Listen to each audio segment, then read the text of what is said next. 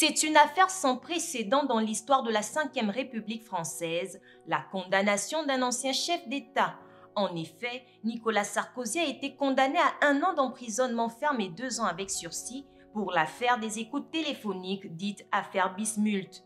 La peine prononcée ce mercredi matin vient confirmer la peine en première instance donnée en mars 2021, condamnant l'ancien président pour corruption et trafic d'influence. Nicolas Sarkozy a fustigé cette décision en la qualifiant de stupéfiante, inique et injuste. Son avocate, maître Jacqueline Lafont, a déclaré peu après qu'elle allait se pourvoir en cassation, ultime recours possible d'un justiciable car le verdict prononcé par la magistrate en charge de l'affaire ne satisfait pas son client.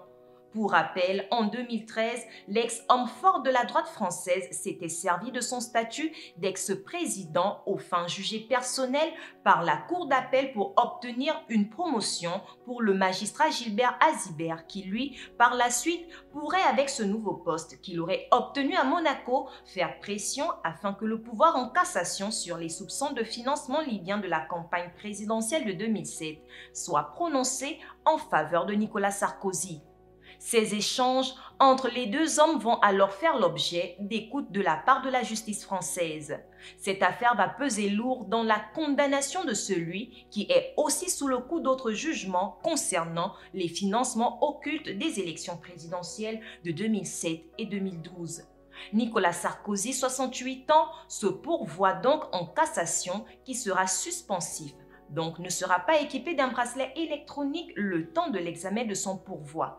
Cependant, le ministère public a requis l'interdiction des droits civiques de l'inculpé, donc inéligible pour une quelconque élection.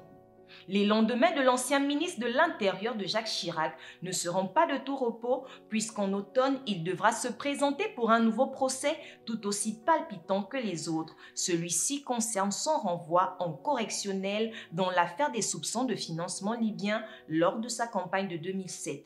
Preuve que l'esprit Kadhafi n'a pas fini de poursuivre Sarkozy.